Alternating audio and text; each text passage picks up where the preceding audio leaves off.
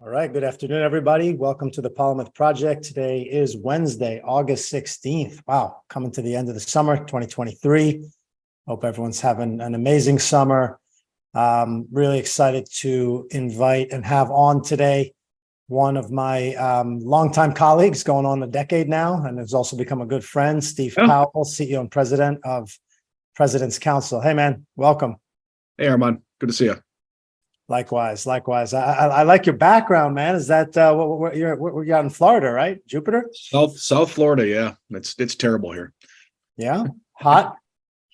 No, I'm just it's a beautiful place. This is not obviously not where I'm sitting, but it's nearby. So it's a peaceful little background that I like to use on things like the Polymath project, which I've been watching for quite a while. It's really nice to finally be a guest. Yeah, man. Listen, no, we've been wanting to have you on. I know we've been working together for a while. To give the audience some context, Steve and I had first met, it's got to be a decade ago. 8 years, actually. Yeah. Yep. Yeah, I think, we started at one of the startups that I was involved in, Adjustco, actually our first, b.labs pilot project, had a product, a neat little product called AdjustLock.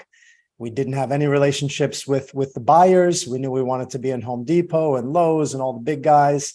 Went out to the National Hardware Show, came across Steve and President's Council, and man, I want the audience to hear from you. Tell us a little bit about the background. I know President's Council helped us get on the map and meet the people we needed to meet and learn a whole lot about what we needed to do better as far as packaging and process and all of that. So it was a tremendous education. And I think your organization obviously did a great job for us, and I know hundreds of others. So give us the background of President's Council. How did it start? What's your role in it? And what do you guys deliver? What's your value proposition? Sure. Yeah. I mean, it is a bit of a convoluted business model that, I've had girlfriends before and their families that think I'm a spy because I guess they kind of tune out when I'm halfway through the explanation. But basically, we are an organization within the global home improvement industry that brings buyers and sellers together. And the way that we do that, for the most part, is we have great relationships at the senior level with pretty much all of the major DIY home improvement stores worldwide that are big enough to take a full container shipment. So it really started back in the late 80s as a place for the presidents of companies that when you're the president of a company across the supply chain, and this is just in home improvement for this, but it's true across any industry, that the president of the company is basically looked at to have all the answers. And this was a really a chance to bring the presidents in a kind of a more of a networking opportunity to talk about solutions to shared problems, those kinds of things, in a non-competitive environment that was across the supply chain. So that we did conferences and seminars and things like that, where it was, that we provided some good content. This is back in the 80s and 90s. And then the networking opportunities for sure. We took the concept to Europe, which is where the commercial part of it started back in, I think it was 1988. That was Don Miller. The Miller Powell and Associates is the controlling company for President's Council. Anyway, so Don went over to Europe, and he was coming in as President's Council. I think most of the people thought he was somehow affiliated with, like, at the time it would have been H.W. Bush. So he got meetings with most of the major, at least in DIY, president CEOs of the major European retailers, who were very interested to talk to the Americans, because the concept of big box home improvement really kind of started here. It grew out of small hardware stores and lumber yards and evolved into today what we see as the hardware stores evolved into the co-ops. The lumber yards kind of took a divergence. Some of them ended up being the pro store. Some ended up really turning into Lowe's and Home Depots and that thing of those type of stores. So shortly thereafter, meeting the Europeans, that we came to the National Hardware Show, which at the time was in Chicago, with a company called Castorama, who was I believe is still either number one or number two in France, and walked the show with them. They wanted us to see what their challenges were, and we realized right away that walking in here, we have one of the biggest retailers in the world, and we're walking into a trade booth, and the supplier is looking over his shoulder, looking for his local rep. He has no idea the opportunity that's standing in front of him. So what they really wanted to do was be able to make these trade shows more effective and efficient for what they were trying to do, identify the companies that were not only had interesting products that would sell in their markets, but were interested in selling into their, into their geographic markets. So our buying day program, which is kind of our base level program for President's Council for bringing buyers and sellers together, started as international. And then once the hardware show divided back in 2007, it moved into also more domestic. So we do 6 to 8 of these events a year. It's kind of, you've been through them, Arman. It's kind of like speed dating for buyers. We have all the buyer through our relationships at the senior level.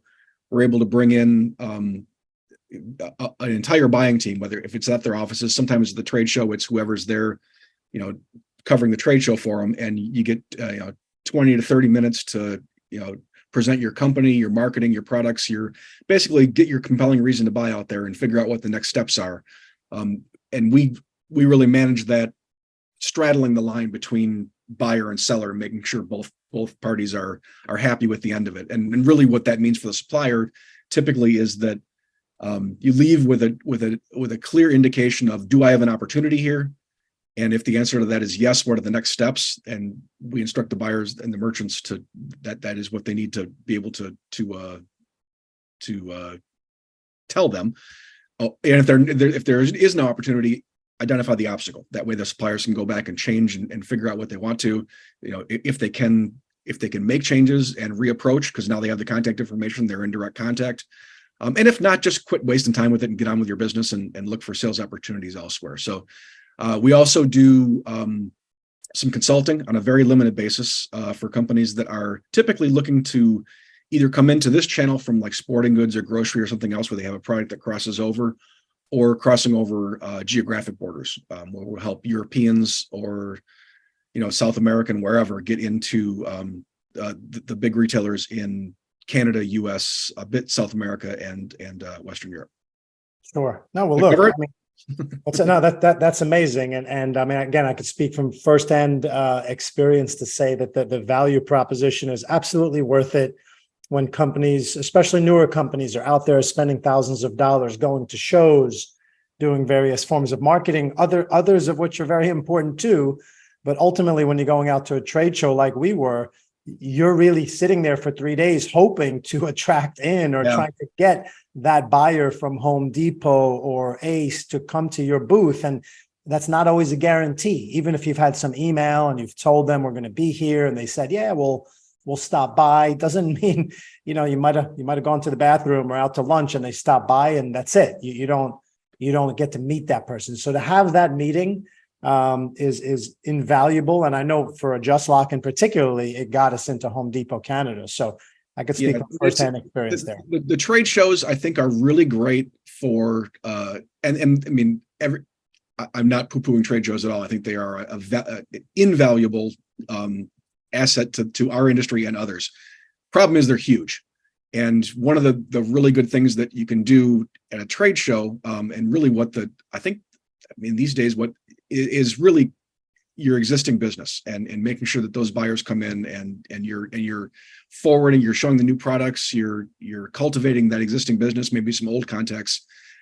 What we do really is kind of reverse that, where instead of the suppliers waiting for the retailer to come around, we sit the retailers down at a table and the suppliers come to them. So you're definitely going to talk to them, I think, and that tends to be better for pioneering new, trying to find new businesses to actually make sure that you're sitting down with them. And then you still have to do the trade show after that. You're cultivating that, and you're working with the existing business and moving those conversations down the line. But yeah, that's the reason we do these events. We do them at the National Hardware Show, at the Cologne show, which is called the Eisenwarenmesse, which is basically a little bit bigger than the National Hardware Show, but in Germany, that's a little bit more global. And then at retailers' offices, we do 5 or 6 of these per year. Whether it's the ones we've got upcoming are Menards in November. It's November 9th. You can visit presidentscouncil.com to take a look if you're interested in talking to Menards. And then Europe's leading DIY chain, which is Kingfisher, the major brand, B&Q and Castorama. For that, we'll have that in next month at 26th in Chicago. They're bringing their sourcing team in. So yeah, we do a bunch of those a year. There's a lot of different ways to get started. Ours is a little bit different, and for our industry, I think there are some other organizations that have kind of used that model. I think what we do really is, like I said, again, straddle that line and make sure that everyone is satisfied, rather than if just a supplier is handling it, it tends to be a little bit too skewed toward what they want. And when it's just on them, they tend to cancel a bunch of meetings that they probably should at least have a listen to.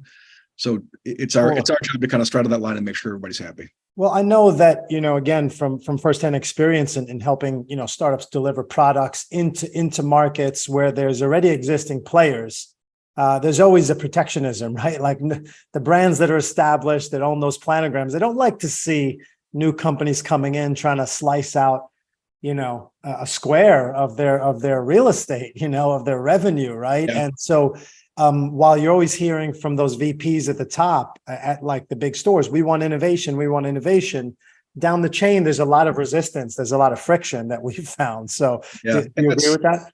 Yeah, absolutely. And that is where our relationships come into play with at that senior management level. When we're scheduling these buying days, it's hard to get buyers to actually just clear their schedule for a day, especially all of them at once.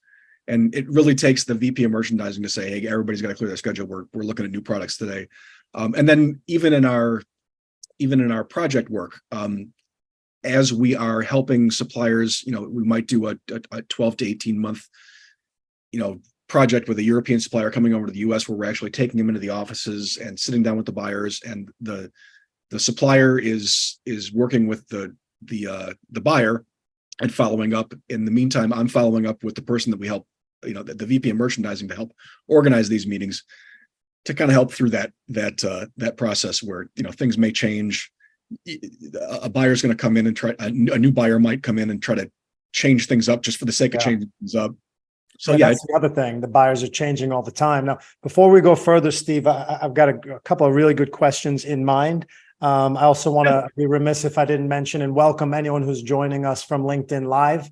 It's something new we're trying to do, just to kind of offer in the middle of your workday, if you're in the East Coast, a little bit of material, over lunch, something hopefully thought-provoking that could stimulate ideas and help you, in your business in any way. So welcome to any number of people that are joining us from LinkedIn Live, otherwise, through Zoom and whatnot, and other channels as well. So thank you and welcome to the audience. And if you have any questions for Steve in particular, we're going to be here within the hour for sure. Please just submit them through the comments in LinkedIn, and I'll try to get those questions relayed to Steve here. So with that said, Steve, so it's a very interesting position you're in to kind of, as you said, straddle that fence. You're seeing all these ideas. Some are good, some maybe not really so good or acceptable. I guess the market will determine that. And then you've got these buyers and VPs that are trying to encourage them, hey, bring me something new. Let's find innovation. What, with that said, I'm sure you've seen and you've kind of gotten a pulse about like, hey, you're hearing from buyers what they want to see. Like, do you get a lot of that? Like, hey, we'd like to see more tech solutions, or we'd like, so that you could cater then what kind of companies you try to put in front of them. Do you get that kind of input? Yeah. One of the things we do in each one of the buying days is ask each one of the buyers to fill out an evaluation. And it's pretty simple. Just, beforehand or after the fact? After their meeting. After. Okay. After each meeting. So right. Each supplier, and really it's on a level of interest from 1 to 5. 1 being, this was a waste of my time. 5 being, these guys are really good. We should be able to move forward with this. And this is before you're getting into the price negotiations and all that kind of stuff. So this is just, was this 20 minutes worth your time? Do you think there's an opportunity here? And over the course of, oh my God, it's what, 25, 30 years, we've been tracking these things. And like I said, it's some years is 5 of them, some years is 8 of them. It's about 53% that are 4s and 5s. So every 40 minutes, a supplier or a buyer is seeing something he's never seen before that he finds really interesting. And where it goes from there, we're working on, it's a registration fee for the event. We're not getting commissions, so we don't really necessarily know what happens other than anecdotal things. People saying, "Steve, you got me in Menards. Thank you so much." We don't get a whole lot of that, but that's more towards your question about what's happening in the industry. As far as not just product, but trends, a lot of what's happening, especially very recently, with the global supply shortages that happened, what was it, a year and a half ago, a lot of major retailers, especially from the US and Europe, are looking to diversify where their products are coming from. So they're looking to get less dependent on Asia, because they kind of figured out they had too many eggs in that one basket. And when there was a disruption there, they left them with out of stocks, and that's lost sales. Yeah. As good as home improvement did through the pandemic, they could have done better. So that has been a real big trend. If you're producing or even stocking product in either the US or Europe, somewhere outside of Asia, there's an increased recent bias towards those kinds of products, just for the simple fact of diversification. And it's not necessarily having to take over their number one, if you're trying to sell, any major category through Kingfisher, you might not be their primary source. They've got sources all over the world, and but you may be a secondary source where they're going to be able to carry your product on some kind of a basis, and then be able to ramp up into larger things when there's out of stocks and things like. They just want to be able to balance their supply equation a little bit better. Right. Which right. creates an opportunity for people that aren't just producing and trying to ship from Asia. Right. And you wrote a very nice thought piece on this that we shared, with our audience, over the last couple of weeks, where you had these 5 trends. So that was the first one. Can you maybe touch on some of the others that you see here? And we could rap about it as well, because I know some of them entail, marketing and omni-channel and things of that nature. But yeah, what are you seeing over the next few years here? Obviously, that trend has already started, the one you just mentioned, with the sourcing. What else do you see? Yeah, I mean, the other one that nobody wants to talk about is the theft problem that is popping up, and more retailers are getting really concerned with this, because they have very generous refund policies. And I mean, every week you're hearing if you listen to the news, you're hearing about somebody that's gotten busted doing some kind of a scam with returning stuff to Home Depot that they didn't buy, and things like that. So it's a bit of a political thing as well that you don't want to get too far into, because we don't know what's going to happen in the future. But it's definitely a source of hand wringing for retailers. The other one really is the sustainability that keeps coming up, and this is something that again, this could get political. But for the moment, it is it's customer driven and more of a marketing than a if it becomes law, then it's going to be completely different. But the basic solution to when people say sustainability, because it's not really all that well defined yet, there are kind of, it's that you can look at it as the waste from the packaging and those kinds of things that are pretty easily solvable, at least from when the retailer and the supplier are working together to try to reduce some of the things. If you look at Europe as an example, customers can leave the packaging in the store, and the retailer has to do with it. So they've been reducing packaging for years over there. The other, the other issue with if it gets down to trying to find the provenance of each particular component of each product, which it did with lumber a long time ago. Yeah. I don't know if you remember that there was a group called the Rainforest Action Network that was protesting Home Depot stores back in the late 90s and stuff. They were demanding, and this is kind of where the further side of this goes, is demanding that provenance. And it's tough. The suppliers aren't really, they don't really want to share that with the retailer necessarily, because they're afraid they're going to go around them and try to get to their source and just competitive advantage. Yeah, and B, that it's difficult to measure ROI on sustainability, which is not all that well defined. So the retailers the solution to the provenance thing is to really be able to really integrate the supplier and the retailer into where everything's coming from, and it's a massive undertaking. I think that's going to have to become law to really kind of push through.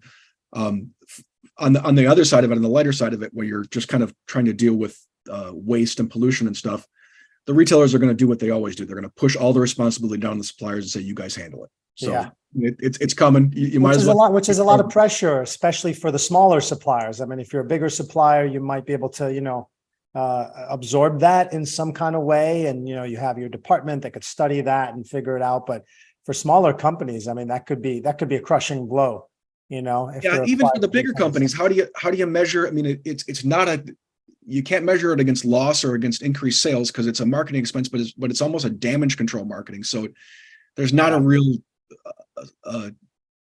obvious way to measure that, which is tough for Yeah. companies.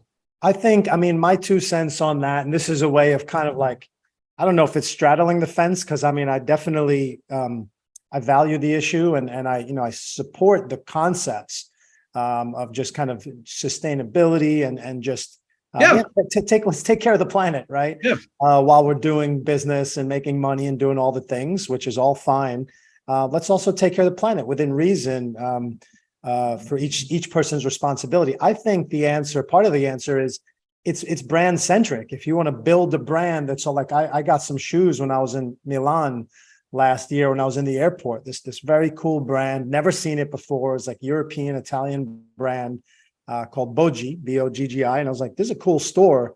And I got some sneakers and some other things, and then their whole packaging inside talked about how every part, from the lace to the rubber to everything, was like where it was from and kind of what you're talking about there. And I mean, look, I didn't buy the sneakers necessarily because of that, but after I got them, I was like, oh, this is cool. No wonder these sneakers were 20% more expensive than I thought. So look, if you want to That's the rub, right?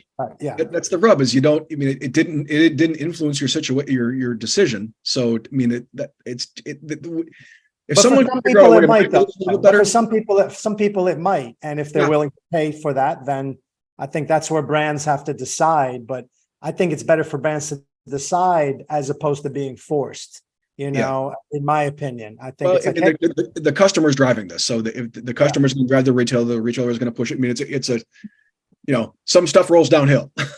yeah, that's true. And if you tell the customer, okay, you want it that way, like, again, you want me, I like the organic, Yeah. smoothies, and I want the source for my food. I want the source, and I'm willing to pay 30% more for the organic, non-GMO smoothie and juice and food, period. And with Right. food, it's going to go in my body. I'm willing to pay. And I know it's going to cost more. So I just think if the customer's demanding that and they're willing to pay more because they understand that it's going to cost more, then I don't see the problem. I think, like you said, the problems come when it's possibly going to be imposed on people that maybe can't afford it or don't know how to quantify it. Could put them out of business. In my opinion, anyway, until laws come into effect on this kind of stuff, it's more of a marketing, more of a marketing play than it is anything else. Right. And then if you're forced into it, then the measuring ROI isn't that you got to do it anyway.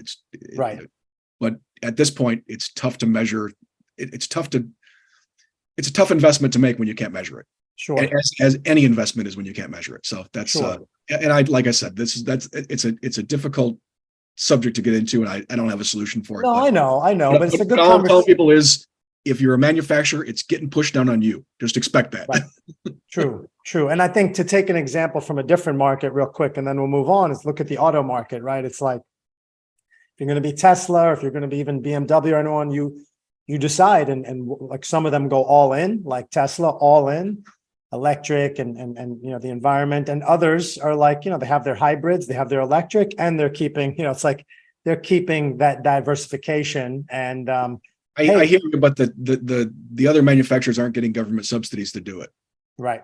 That's true. That makes that decision a hell of a lot easier. True point. Okay, cool. So take us through another couple of these trends that you're seeing and that you think are important for up and coming product companies to consider as they're trying to get into the market, establish their brand. Yeah, I'm not sure if I'm not sure if there's any real specific trends that'll help with that. We can talk a bit about just the general process of buying. Yeah, let's get into that. Let's get into that. Yep. And it can be different. There are a lot of different. I always try to help suppliers understand that you really need to understand. You need to be empathetic, and this is why Polymath is a great forum for this. you need to put yourself in the merchant shoes and figure out, understand their business, understand what motivates that merchant to make decisions, to be able to really, to get in there and really grow and help. What you want to do is make your merchant a hero and help them grow their business. And think about it in terms of not what you want to sell, but in terms of what's going to help them. Most people are going to start, if they're going into a channel or into a geographic market, you're going to start with a trade show. It's a good place to start. We talked about that a little bit earlier. There are kind of a few different ways. There's your big national trade shows. National Hardware is one that but there's the Computer Electronics Show, all those big shows, which are valuable. They are crowded. The getting share of attention from a merchant can be difficult. You got to lure them into your booth, hope it's the right person. It can be very helpful, but it's also hard to manage. And like you said before, you're kind of hoping somebody comes into your booth. The one kind of step removed from that is, at least with a lot of distributors, if you're working with two steps in our industry, Ace and True Value and Do It Best and those kinds of stores have vendor shows. These are different. You actually have to be invited to come into these things by the retailer. A lot of times they'll actually have they'll take at least a bit of your product into their warehouse to be able to service the shows. But this is where the distributors putting on the show and their customers, which are the store owners or the people that are responsible for these independent stores, are coming in and actually placing orders at the show. You should not expect that at a big show. If you get it, great, but that is the kind of the exception that proves the rule. You're making contacts there. You're starting dialogues at the vendor show, the dealer shows. You're actually getting orders. It's expensive. They will admit it is a profit center as well as a sourcing forum for them. But if you get invited to them, it can be extremely productive. The buyer's not inviting you. He's not inviting you there just to make money for whatever it is, 3 to 8K. He's there expecting that there are going to be orders placed, and as you place more orders. Let me back that up a little bit. If you're talking to a big box retailer and they're not entirely sure that this is a absolute home run, they might invite you for a test market where maybe they put you to 30 stores to see how it does for a certain period of time. If you hit benchmarks that on sales that they want you to hit, then it'll be written in the contract that puts you in their inline business and you're on the shelf. With a co-op or a distributor, they don't really have that kind of authority at the store level because you have store owners rather than store managers. So what they'll do to kind of test the waters, and not just test the waters, this is also for existing suppliers, but they'll invite you to one of these shows where you actually have a chance to prove yourself. So if you get into enough of the stores and stuff, that's a pathway into getting more into the warehouses, and then actually getting some of their national advertising, which then they can force you into the stores and get nationwide with 3,000 stores or whatever they have. No, and we've been down that road with a Just Lock with Orgill was the first, and they got their 2 a year, and then Do It Best and others. While I know your expertise is been in hardware and DIY, as I had the electronics product with Exeter Technologies back in the day. So as you said, every industry has a version of this, and I've seen now in several industries that process happen in somewhat of a similar fashion, although every industry has its nuances. And one way or another, as we said before, there's always resistance. Like it takes a while to get into the warehouse and whatnot because there's other guys in there. It's like there's politics, right? And that's why you kind of have to, there's a staying power that has to happen. You don't show up at 1 or 2 trade shows and think we're done, we're in. It's like, no, you want to be in this business, get in this industry, get to know people. I mean, look, you guys have spent 40 years fostering those relationships. Yeah, if for a supplier, especially if you're going into a foreign market, they want to see that your feet are on the ground there, often enough. They don't want it. And we are back to the shows a little bit. We are talking about stuff, and that is just a little bit different. We typically do those. That is meant to. The original intention of that was to make the show better for the buyers. Right. it turns out making it better for the suppliers too. But while I think I'm obviously biased, but I think it's the best way to get in. It doesn't completely replace trade shows and those kinds of. We do them at trade shows. We do them at buyers' offices. But the intention, the trade show it's changing, but it's still an invaluable tool for getting into the startup market. But that is a first step, and you get that first step, and then now where are you? You got a contact, or you had a good meeting. Now you're being asked for typically they have to have a look at your product. You've given them some kind of sample pricing on what it might be MSRP, it might be. They might have to ask you for net FOB type of quotation. So you preparing the price quotation is kind of the next step, usually sending samples and getting that quote in. And what I tell people is be prepared when we're coming to whether it's a buying day or a trade show. You haven't even started negotiating yet. So the two things that I would be prepared for is what you think the MSRP should be, and keep in mind that you need to build it. You need to manage your channels, and by the channels I mean big box, independent stores, smaller stores, and a bit with the online. And I'm not talking about like whether it's if it's Target online, that's one thing. If you're talking about an online only, or even if we're talking into some of the discounters like Costco or Sam's Club, they work on different margins. Yeah. And what the buyer does not want to see is the same product at another channel that's cheaper than what he can offer it for. Yeah, or you're selling it on your own website for cheaper. That's no. Protect yourselves. Build it. Know what those margins are. Know what if it's all over the place. Whether depending, and we can get into that a little bit later on. But it's all a Gimroy calculation on margins and turns. But you want to be sure that you are leaving enough margin in there for the retailers to survive when you're selling it outside of brick and mortar. Right. Now, if it's a retailer that has an online site, that usually takes care of itself. But Amazon's the one that, it used to be this. If you talk to Europe, they're concerned with Aldi, just as we're concerned with Costco here, where they're going to work on 14 points, which nobody can compete with. That's why you see a lot of the bulk stuff, and you keep it away from apples to apples is the way to kind of manage that. You talked a little bit about transition strategy as well. Yeah. One of the things as you're negotiating with the buyers is if you are replacing an existing supplier and taking their shelf space away from them, they may ask for a buyout. There are transition strategies. You got all this inventory. If I want your stuff, you got to buy out their stuff. Yeah. What are we gonna? How are we gonna deal with this? And it's tough. That's a tough pill to swallow. There's always there are other things the retailers can do to get rid of that stuff. They can discount, but it like everything else, it can get pushed on the supplier, and just gonna be prepared when you're quoting net FOB, especially to a major chain retailer.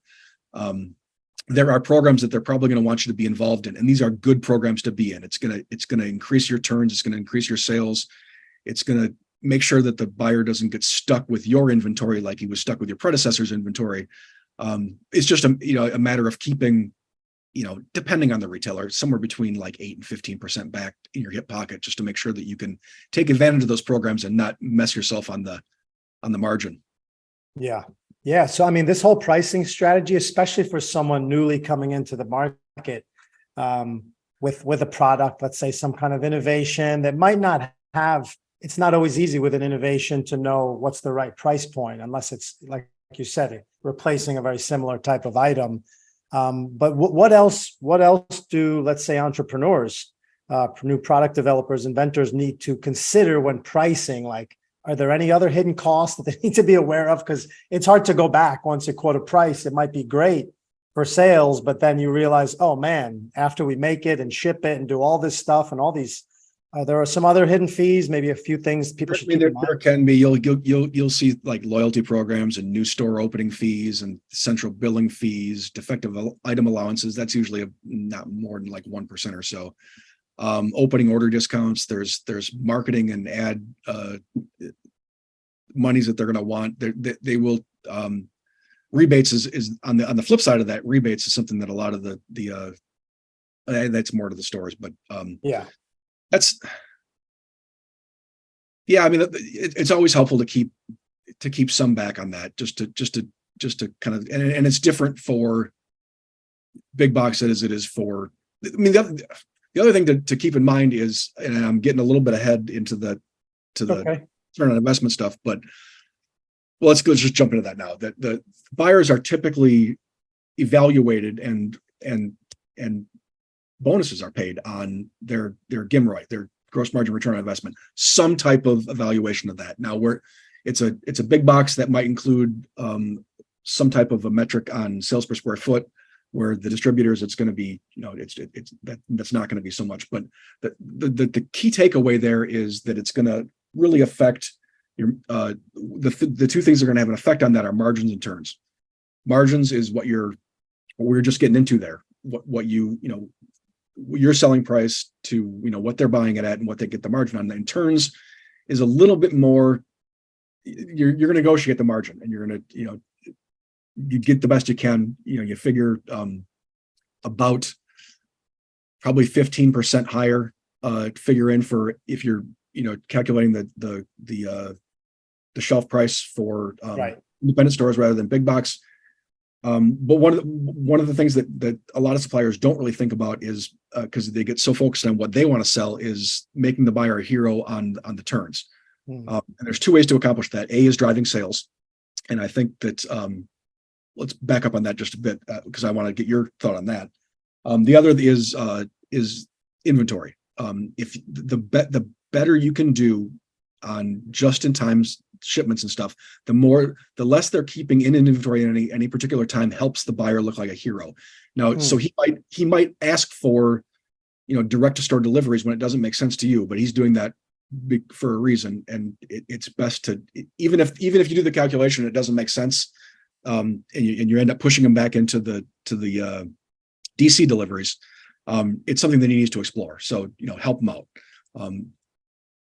And integrating and getting the smaller shipments, anything you can do to reduce their sitting on inventory makes that buyer look like a hero, and that affects his GMROI and his bonus and all that kind of stuff. So, really taking that stuff into account, and back to the other issue on that, I think really a lot of suppliers think that the sale is done when the buyer gives them the purchase order, and now they've shipped the products and now it's on the buyer's hands.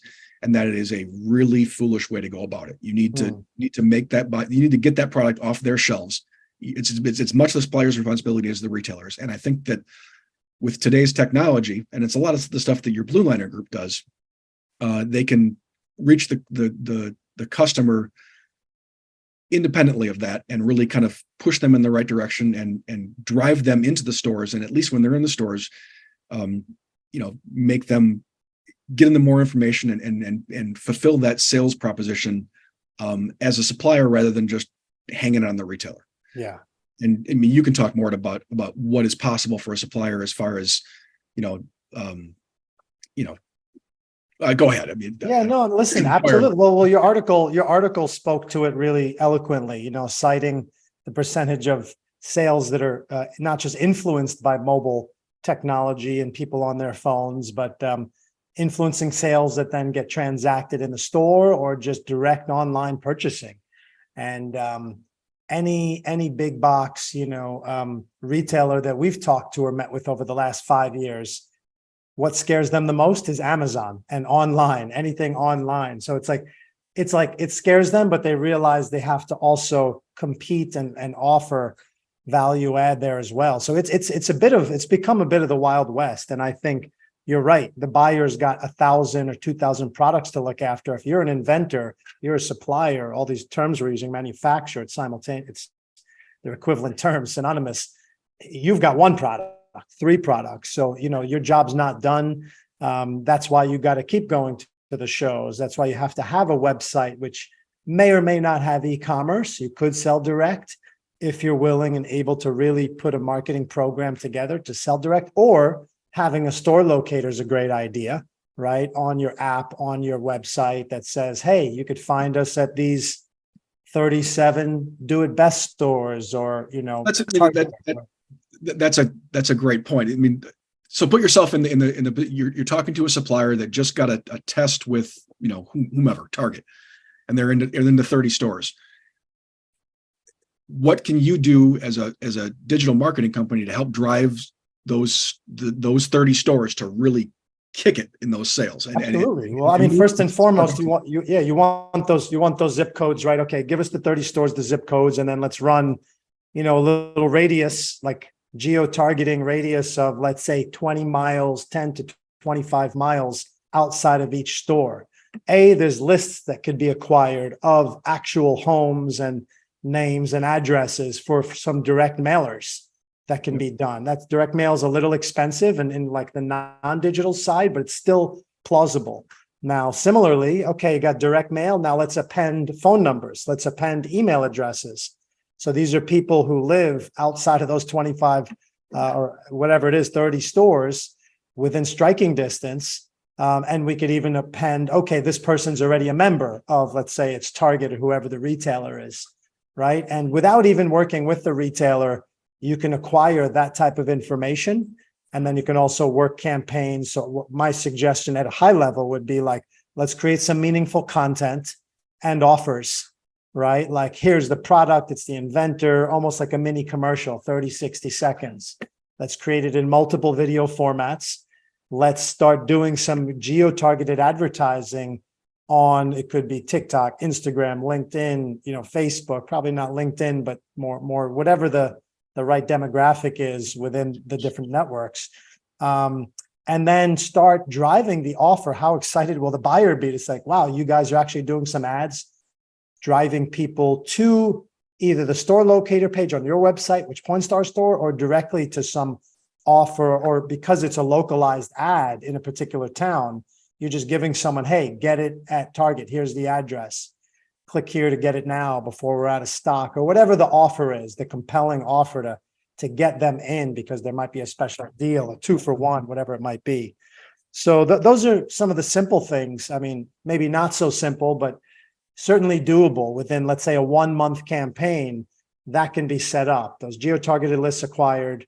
Again, all this requires some budget. You have to have an expert or experts, agencies like Blue Liner that can actually do that. And then you have to have a bit of a budget to advertise. And then the beauty is that it's all very measurable, though. We got to create some kind of QR code or some kind of offer strategy that when they do the redemption and the purchase in the store, it can track back to that particular offer. They have it on their phone, or they have some kind of incentive to communicate that it's because of this campaign that I went to buy the product.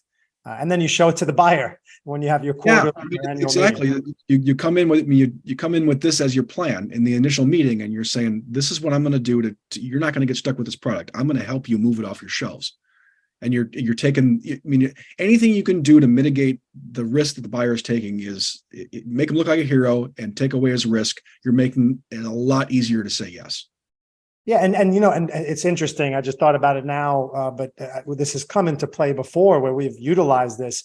You can use that as part of your negotiation with the buyers as they're pushing back on price and co-op and all that. Well, we're gonna take on this responsibility, and because of that, we need to make sure to protect these margins a little bit, because that's how we're gonna pay for those ads, and we have the experts that can implement it. And obviously, if you have any past experience with that could show the case studies from past work you've done, past campaigns, other engagements, that's always more convincing. But if you don't, you've got to put a reasonable plan together, something that people, the buyers know. They've seen a lot of this, right? And they know which of their suppliers does good marketing to support them and support what's the word you use? Turnover, right? I mean, you're talking to when it's a great part of negotiation, because again, in the buyer's mind is the GMROI, and that's about margins and about turns. As you are explaining to him how you're going to increase his turns, there's the prices on the margins, and you can expect a little bit higher margin if you're going to increase his turns, and that's acceptable as long as it all comes down to the number he needs to hit. Right. That you're absolutely right. That's a way to to negotiate better pricing. But obviously you're going to be spending some money to do it, but you don't want to be one and done. Right. The point here is to I had to really grow within the retailer, to get in there and become a part of his company that is integral and that they can't get rid of. And normally, over the course of time, and I've been at this for quite a long time, you can see from the gray, you keep an account for, a typical retail account you're going to keep for 7 to 8 years. Yeah. So as you're doing your calculations on what you think the total value of this account is, and feeding in all the stuff you're gonna have to spend to get it, that's what you should be looking at somewhere. And you're gonna keep it for 7 to 8 years, and then after that everything's gravy. If you can keep it for longer, a lot of people can. A lot of people keep it for shorter because of whatever reason. But the average seems to be about 7 to 8 years.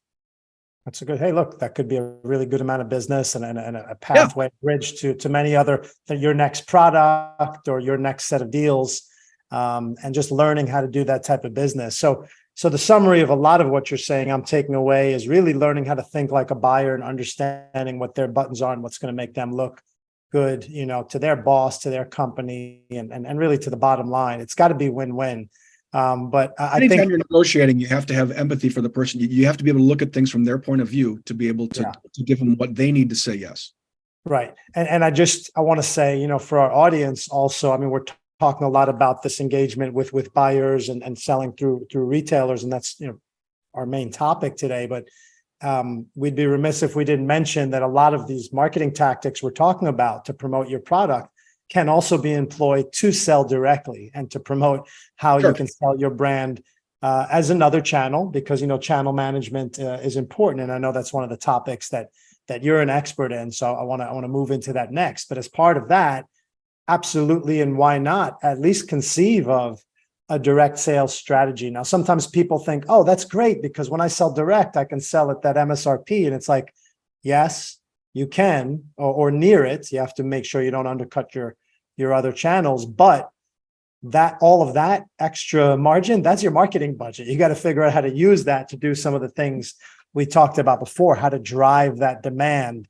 B2C marketing and advertising is very pricey, but with all this technology, it's becoming more and more targetable, and targeting is available in every kind of sector, every kind of age group, worldwide. So there's some amazing opportunities in digital, but again, it takes the real expertise. You kind of have to have part of it in-house and then part of it likely through agencies and other experts that can team up with your in-house marketing minds. Yeah, I mean, it depends on how big you are. If you've already got a team that's doing it, then that's one thing. But if you're a startup, I'm biased because I've worked with you before. I think Blue Liner did, when we did the Adjustco stuff, you guys did a great job with that. So I have absolutely no hesitation in recommending Blue Liner for that kind of stuff. You talked a little bit about the channel stuff. The channel, really, it's about differentiation. It's possible to sell all the different channels, but you just have to be mindful that they can give them an opportunity to make their money in their channel. So if you're selling to, Walmart, one item, whatever you're selling to Target needs to be different. Otherwise, it's going to come down to you're going to commoditize it. So whether that's a different brand, different product, different design, find some way that the customer isn't going in there and saying, "Oh, this is X here and it's X minus 5 here, and what I'm out of here." And then now your buyer's mad at you, and you're not going to. That's not sustainable. You need to, especially with different channels working on different margins, you have to be very aware of that.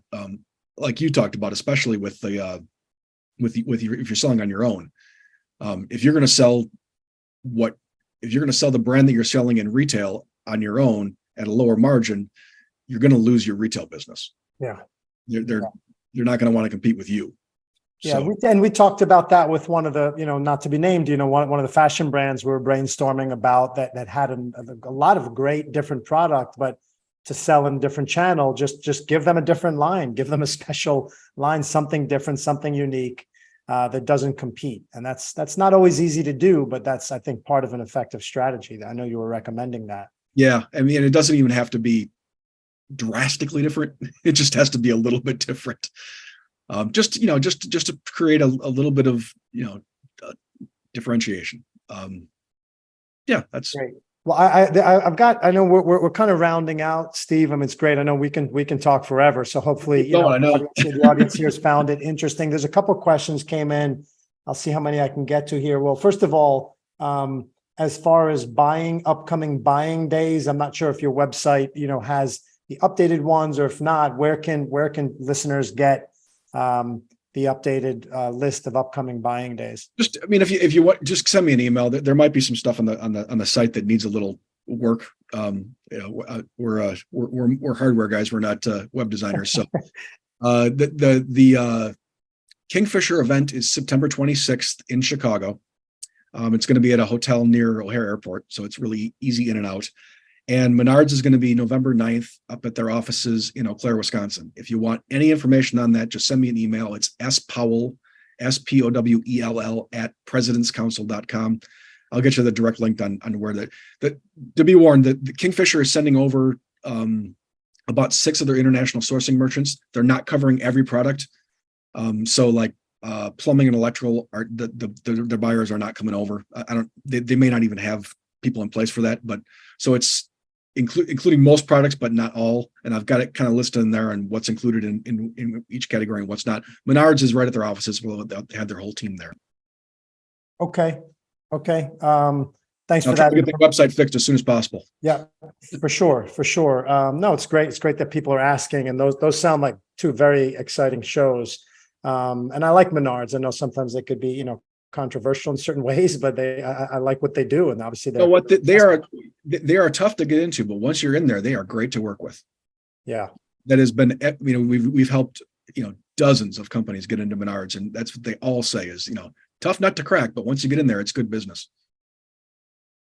Great, good to know. And one last question: what are your thoughts on SEMA and Apex? There's these shows. I don't know if those are shows you deal with or know too much about, or I don't know much about those at all. To be honest, those are not familiar to me, which probably makes me think they're not. Okay, well, it's I'm looking it up. The question came in. Well, one of them. Well, that's why these are more automotive related. So, it sounded so familiar when he mentioned SEMA, because that's one of the auto shows that we had taken Exeter Technologies in our Park Zone products, and back in the day, so maybe more familiar.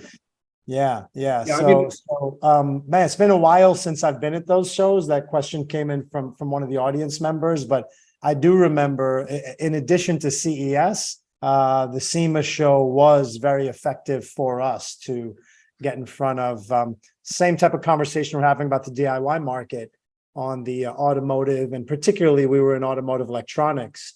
And man, that was 20 years ago when we were doing that with Exeter Technologies and doing some of the first smart car types of tech. And nowadays, as we know, automotive and electronics is like hand in hand. Everything's a smart something or another. So if I'm going to offer one piece of advice for those major shows, and I would include the Eisenware Messe and the hardware show in this, is don't go in with just, we're going to put up our banner and hope people come by. Do as much work on the front end. If they've got buyer matching programs that are available, take advantage of them.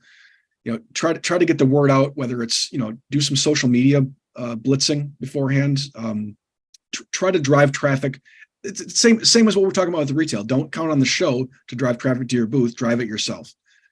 Do as much as you can to set up meetings during the show. And I mean, know that people aren't going to make those meetings necessarily, at least not on time. The shows tend to stretch the schedules get blown out of the water. But the more you can do on the front end before the show, the better the show is going to be for you. Yeah, agreed. No, I agree. I mean, it's always, there's the pre-show, there's at the show, and then there's post-show. And it's like three phases. And usually the post-show, when everyone's tired and, kind of we've talked about with different shows we've all attended over the last 6 months, you've got the stack of business cards, these leads, and people need follow-ups. They need the information that you promised them. And that's a big part of the discipline.